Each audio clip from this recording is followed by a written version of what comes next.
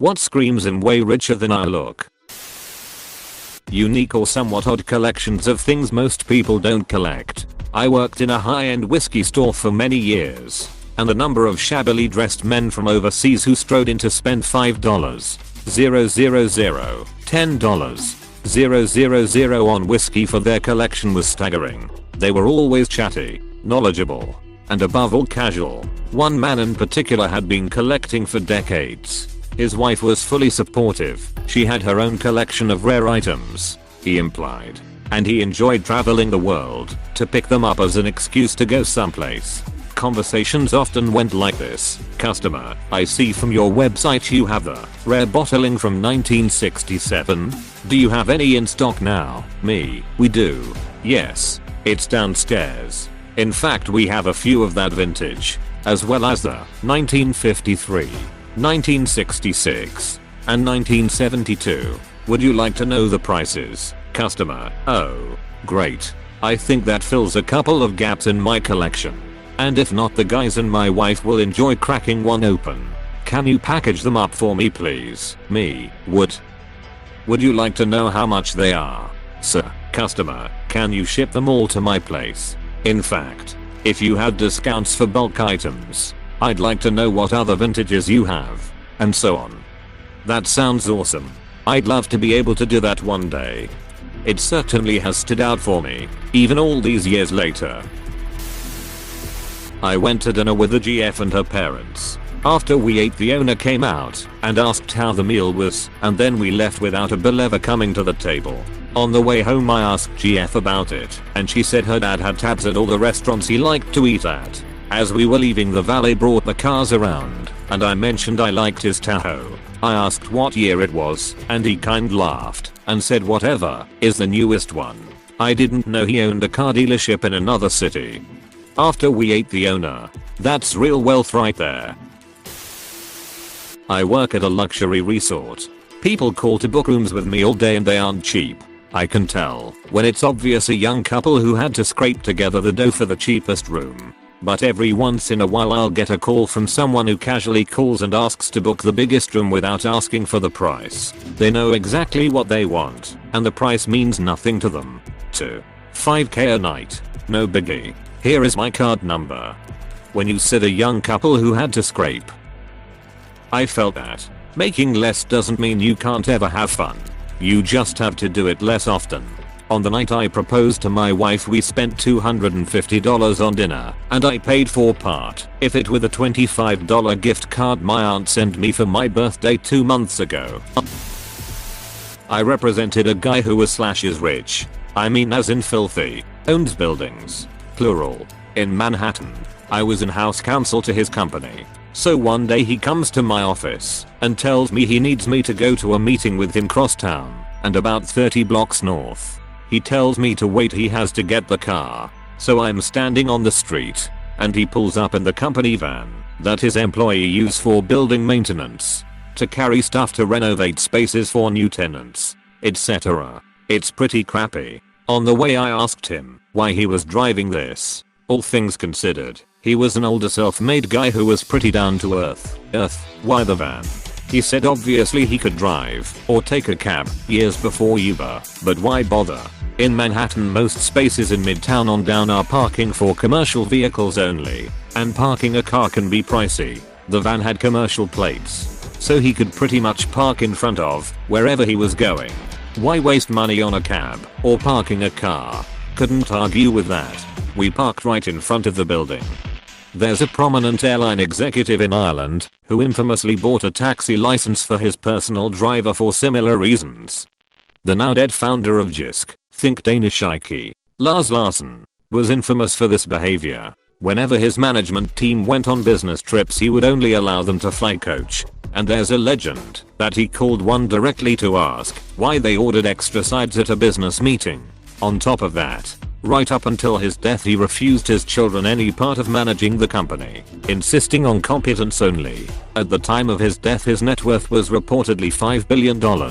If he wasn't famous, no one would ever suspect him being the 400th richest man in the world. His entire demeanor and humility was the exact opposite of what people normally associate with extreme wealth. Edit. I didn't want to mess up the original text. So here's some bonus facts. He always shared hotel rooms with his employees to save cost.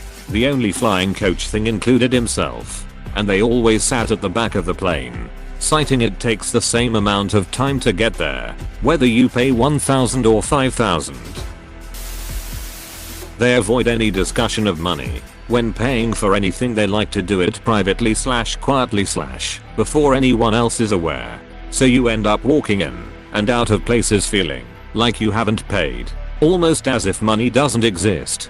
They don't flaunt it. Source: I was dating a girl and didn't realize she and her whole family were rich until her dad picked us up for dinner in a brand new Mercedes. Proceeded to pay for everything during our trip, and our Christmas presents were first class flights to the US from Australia for a ski holiday. That's around AUD $10-15k, US $7-11k per person. He also financially supports his other daughter at Cornell University / living in the US. I grew up poor and still am. Lol. But I never realized how poor until I met that family. Oh god. I dated a rich girl in high school but didn't realize it until it was time to meet her dad. She had me meet them at a restaurant that there was absolutely no way I could have afforded the tip, let alone my meal. It was awkward, for me, at least, assuming I wasn't going to pay anything when the check came. Yeah, that was my experience as well. No one else cared. But I was always uncomfortable with the expectation that everything would be paid for me. Brands that are so expensive that us poor people haven't heard them. That's how I've seen my tools as of late. When I first started working, I would buy the cheapest brand of tools just to have them. I worked for guys that owned really nice tools that they had bought 10 to 15 years before and still use them.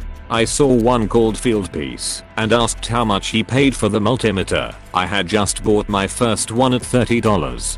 He bought his for $240 and had a lifetime service warranty on them. Within a couple of months, mine stopped working. There is a reason why people spend thousands on their tools. I'm a controls engineer and learned very quickly to never skimp on tools. There is nothing worse than being on side street a customer and having a very specific tool break that takes her a day or two to get a replacement shipped to UBC. No stores out in the middle of nowhere sell them. Does help that my company understands this and doesn't blink an eye when I put a few $1,000 order in for tools. When asked about their income, they respond with uncomfortable without elaborating.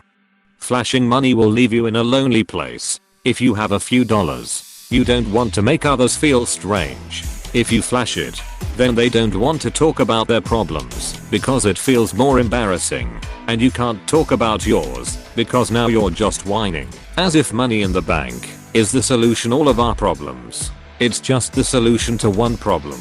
Money can be pretty isolating, and this is why some rich people only hang out with other rich people. But not all rich people are very interesting. I'm a worker bee in the tech sector. I make decent money, but still less than doctors or whatever that is. I'm not employee #5 at Microsoft or anything. That makes me comfortable. But many of my friends aren't in that position. So I'll do stuff like pick up the check if we go out to dinner. But talking about money is just a way to create a gulf between us. The type that nonchalantly offers you a spot in their luxury box at a game or concert, or covers your course fees at a golf outing, even though you barely know them. Knew a gentleman that lived fairly modest. One time mentioned I was looking forward to going to a NBA game for the local team. He said, "Oh, that's nice. If you stop by the office I give you some better seats." I didn't think much of it, but did need to go by the office for work. Checked in at the front. "Hey, I'm so and so and here to see boss." "Oh, hello, I have your courtside tickets and he will be down in a few to sign your form." She handed me 5 courtside seats. He had them for every game in case he or a customer wanted to go.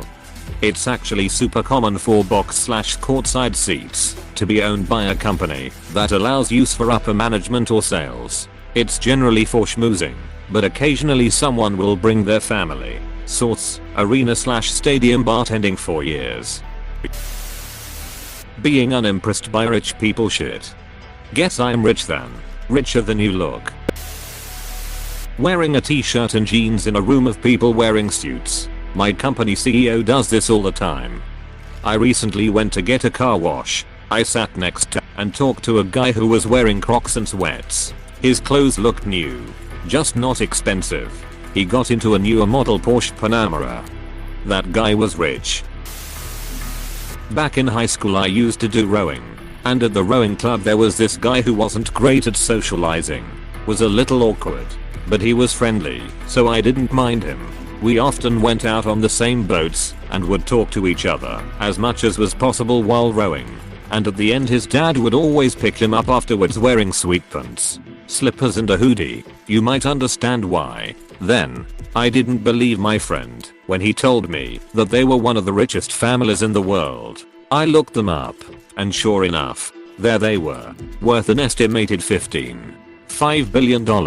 Now whenever I see someone out in public looking like they're wearing what they slept in, I always assume they're mega rich and don't care about a thing anymore. Poor or really rich is a fun game to play. Let's play Americans' favorite game, well off or welfare. Not knowing prices for common household items / foodstuffs. Either they're getting the super deluxe version and don't know the standard price, or they haven't done their own food shopping for years. Edit. To clarify, it's not about knowing the exact price of a product, most don't, but having no real conception of even a ballpark figure. Being used to buying vastly more expensive things. They guess what they believe to be cheap. Yes, like Bill Gates' appearance on Ellen. Or they just don't pay attention to the price because they know they can afford it no matter what. I gave to tell you one of the greatest joys in my life since I graduated college and got a professional job is putting whatever I want in the grocery cart. I had reason to frequent a small but popular marina at a certain Gulf Coast city. I encountered one old man often enough we greeted each other with random chit chat. Lovely gentleman. He wore a crumpled old hat, a grease-spotted t-shirt, cut-off jeans, and worn deck shoes. He always putted around the largest yacht in the marina, about 60 feet long. He would polish the chrome, wash the deck, clean the life preservers. I didn't assume he was the maintenance guy because he had such self-confidence. I never saw him actually take it out. I got up the nerve to ask security who he was. He owned most of the commercial real estate in the city. Not flexing your stupid brand clothing. Really rich people don't wear clothes with a big brand on display because they don't make free publicity for anyone. For clothes they have specific shops who could tailor them high quality clothes, purses or shoes anytime. I know a guy who's worth over $100 million who is always clad in hype beast attire and has over 40 years old. Trust me, plenty of rich people love to show off. If they are over 60 but have perfect teeth. This applies more in countries other than the US because everyone seems to have perfect teeth there. Really good teeth cost a lot of money. Controversial opinion, teeth can be too white. It can look unnatural and off-putting to me, especially if she's playing an impoverished girl on the planet Jakku. Close bracket. Yeah, I agree. I got some crowns recently and I told the dentist I didn't want them looking like a row of tombstones. Lol. They're actually yellowish, which is suitable for my advanced age. But on the color palette he showed me there was a blinding Hollywood white which no one is born with. My boss drives a $2,000 Mercedes from the 80s. Usually wears jeans and shitty clothes at all times. No jewelry or watch. Owns a $150k USD house. He's worth $2 billion. Yeah. All his liquid income is sent directly to the mechanic for maintaining the Mercedes. Not quite. Mercedes from the 80s are some of the most reliable cars ever made. Old boss to a company I worked for. He drove an old Toyota Hilux and worked in the factory of the building. I remember work breakup I spotted him put 300,000 on a roulette table. Doubled it and put it in his pocket. He would always ask me impossible questions at work and once I got it right, he bought me lunch. I mean, old Toyota / Japanese cars are cool. The Toyota Hilux is damn near indestructible. Wearing casual clothes to a rich party. One of my high school brothers is ducking rich, while rest of us are very normal. He did nothing special, but he always wander around at near shops after school, some random branded shop that no high school boys will ever need. One time we finally asked him why he didn't went back home after school. He said he is waiting for his driver to come. Another time I met him very coincidentally at the boarding place at the airport. I was going to Vienna and he is to London. He has nothing on him, no bags or carriages, and his hair is wet. Turns out he just took a shower in the lounge. Afterward, we are still very good friends. Man, I've been in those airport lounges a few times. You really live life when you can actually go there normally, rather than through some exception. Most people who fly business/first class for their company end up getting status cards. They are not a badge to be proud of, as it shows how little time you've spent with your family. Anyway, those cards will get you in the lounges, regardless the class you fly. Base Concorde Lounge when flying economy. Yeah, done that a few times. I've paid a few first and biz tickets for holidays on points accumulated from company trips. I'm not rich. If I was, I'd quietly slip on board my G-Jet from Farnborough, not Heathrow. The only one who would know you make bank would be your pilots and staff. Hey, thanks for watching, and don't forget to subscribe.